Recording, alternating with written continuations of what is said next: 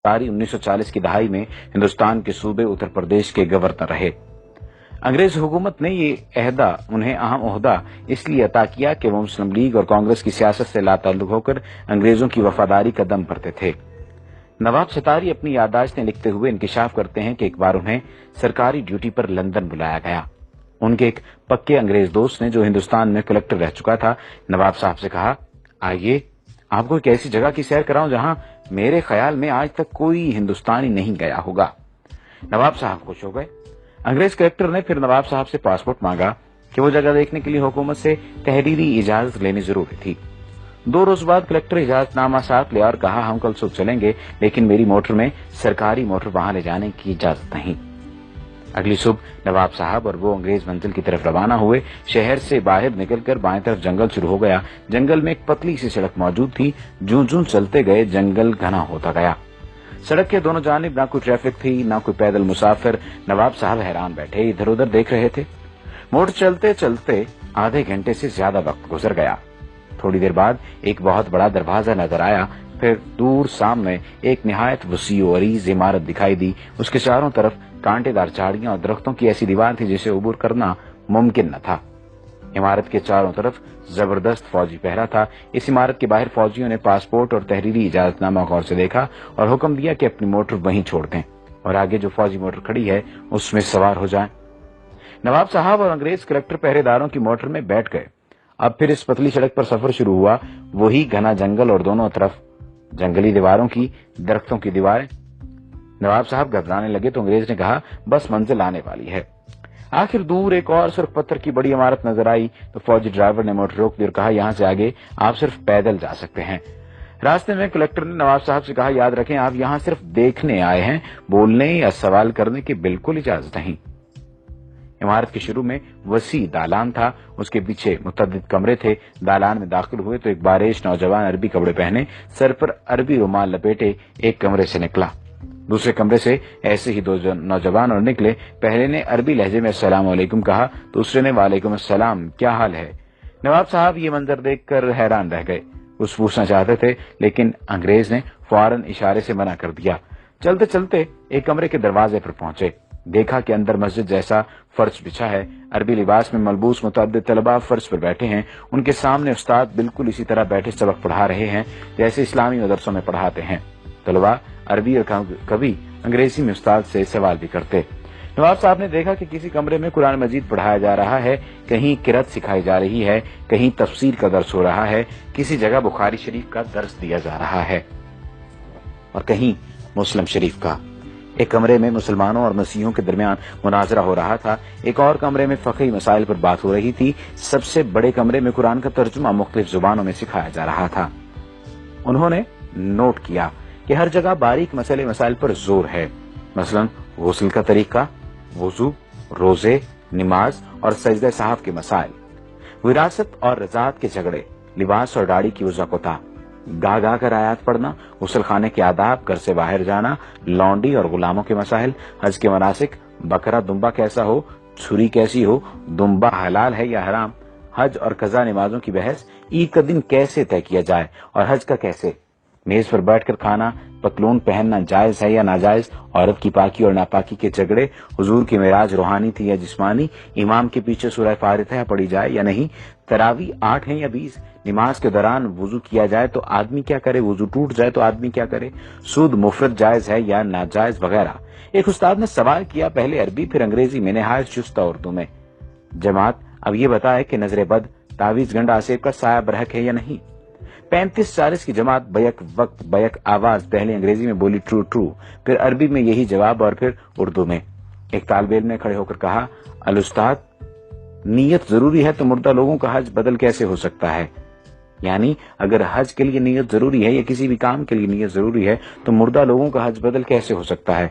कुरान तो कहता है हर शख्स अपने अमाल का जिम्मेदार है।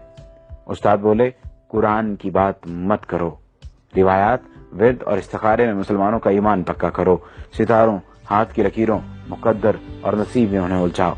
ये सब देखकर वो वापस हुए तो नवाब सतारी ने अंग्रेज कलेक्टर से पूछा, इतने अजीम दीनी मदरसे को आपने क्यों छुपा रखा है? अंग्रेज ने कहा, अरे भाई, इन सब में कोई मुसलमान नहीं, ये सब ईसाई हैं। تعلیم مکمل ہونے پر انہیں مسلمان ملکوں خصوصاً مشرق وسطی، ترکی، ایران اور ہندوستان بھیج دیا جاتا ہے۔ وہاں پہنچ کر یہ کسی بڑی مسجد میں نماز پڑھتے ہیں، پھر نمازیوں سے کہتے ہیں کہ وہ یورپی مسلمان ہیں۔ انہوں نے مصر کی جامع الازہر میں تعلیم پائی ہے اور وہ مکمل عالم ہیں۔ یورپ میں اتنے اسلامی ادارے موجود نہیں کہ وہ تعلیم دے سکیں۔ وہ سر دست تنخواہ نہیں چاہتے، صرف کھانا، سر چھپانے کی جگہ درکار ہے۔ پھر وہ مؤذن پیش امام بچوں کے لیے قرآن پڑھانے کے طور پر اپنی خدمات پیش کرتے ہیں۔ تعلیمی ادارہ ہو تو اس میں استاد مقرر ہو جاتے ہیں، جمعہ کے خطبے تک دیتے ہیں۔ نواب صاحب کے انگریز مہمان نے انہیں یہ بتا کر حیران کر دیا کہ عظیم مدرسے کے بنیادی اہداف یہ ہیں: مسلمانوں کو روایات، ذکر کے وظیفوں اور نظری مسائل میں الجھا کر قرآن سے دور رکھا جائے۔ حضور اکرم صلی اللہ علیہ وآلہ وسلم کا درجہ جس طرح بھی ہو سکے گھٹایا جائے۔ کبھی یہ کہو کہ آپ صلی اللہ علیہ وآلہ وسلم نعوذ باللہ رجل مسحور یعنی جادو زدہ تھے۔ اس انگریز نے یہ انکشاف بھی کیا کہ 1920 میں رنگیلا رسول نامی کتاب راجپال سے اسی ادارے نے لکھوائی تھی۔ اس طرح کئی برس پہلے مرزا غلام احمد قادیانی کو جھوٹا نبی بنا کر کھڑا کرنے والا یہی ادارہ تھا۔ ان کی کتابوں کی بنیاد لندن کی اس عمارت سے تیار ہو کر جاتی تھی۔ خبر ہے کہ سلیمان رشدی کی کتاب لکھوانے میں بھی اسی ادارے کا ہاتھ ہے۔ خدایا ایسا نہ ہو کہ مغرب رہن میں ہی ہمارا میرا سماج رکھ لے۔ ہے فتنہ پرور نظام عالم تو اپنے مسلم کی لاج رکھ لے۔ اب جنگل کی حویلی کے ایک مکین سے ملاقات کیجیے۔ یہ واقعہ میرے دوست حسین امیر فرحات کے ساتھ کویت میں پیش آیا۔ واقعہ انہی کی زبانی سنیے۔ یہ 1979 کا واقعہ ہے۔ ان دنوں میں کویت کی کمپنی میں مندوب تعلقات عامہ یعنی افسر تعلقات عامہ موجود تھا، یعنی پبلک ریلیشن آفیسر۔ ہماری کمپنی کے ڈائریکٹر نے سری لنکا سے گھر کے کام کاج کے لیے خادمہ منگائی۔ دوسرے دن مجھ سے کہا اس خادمہ کو واپس بھیج دو، وہ ہمارے کسی کام کی نہیں، کیونکہ عربی جانتی ہے نہ ہی انگریزی۔ میں اس کے دستاویزات لے کر متعلقہ جگہ پہنچا تو پتا چلا کہ فی الحال سری لنکن سفارت موجود نہیں، البتہ برطانوی سری لنکن باشندوں کے معاملات دیکھتے ہیں۔ برٹش کونسل میں استقبالیہ کلرک نے میرا کارڈ دیکھا تو مسٹر ولسن سے ملایا۔ وہ بڑے اتفاق سے ملے اور بٹھایا۔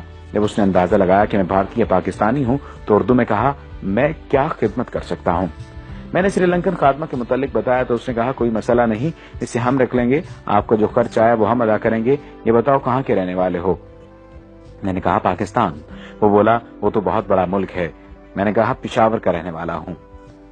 پشتو میں پوچھا کون سی جگہ؟ میں نے بتایا نوشہرہ۔ جب میں نے گاؤں کا نام بتایا تو اس کی آنکھوں میں عجیب چمک پیدا ہو گئی۔ پھر وہ مختلف لوگوں کو پوچھنے لگا۔ میں نے بتایا کہ کون مر گیا ہے اور کون زندہ ہے۔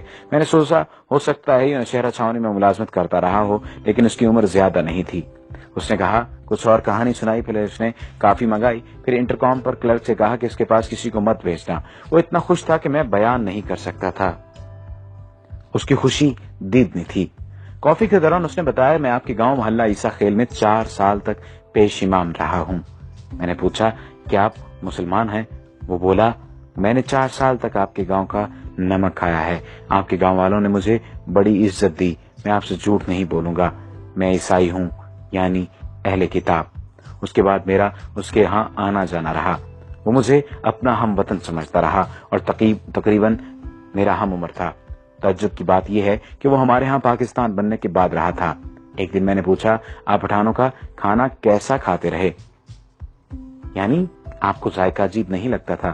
کیسے کھاتے تھے آپ؟ وہ کہنے لگا آپ لوگوں کا کھانا اتنا مزیدار ہوتا ہے کہ میں یہاں آج بھی گھر جاتے ہوئے ایرانی تندور سے روٹی لے کر موٹر میں روکی کھاتا ہوں۔ جب میں کویت سے پاکستان آ رہا تھا تو میں نے اس سے وہی سوال پوچھا جسے وہ ہمیشہ ٹالتا رہتا تھا۔ میں نے دریافت کیا اب تو بتا دو کہ تم عیسائی ہو کر پٹھانوں کے گاؤں میں روکھی سوکھی کیوں کھاتے تھے اور پیش امام کی خدمات انجام دیتے رہے، آخر کیوں؟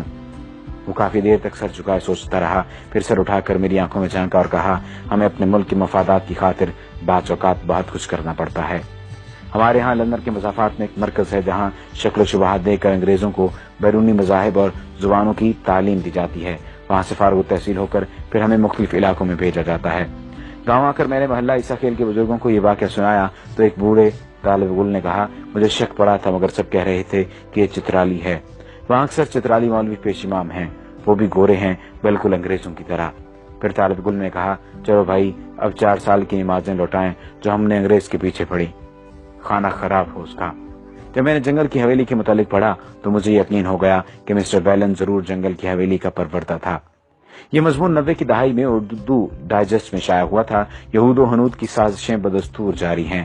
یہ مضمون اس نیت سے ضروری ترمیم اور اضافے کے ساتھ دوبارہ بھی شائع کیا گیا تاکہ سادہ لوگ مسلمان باخبر رہیں کہ دشمن انہیں کمزور کرنے کے لیے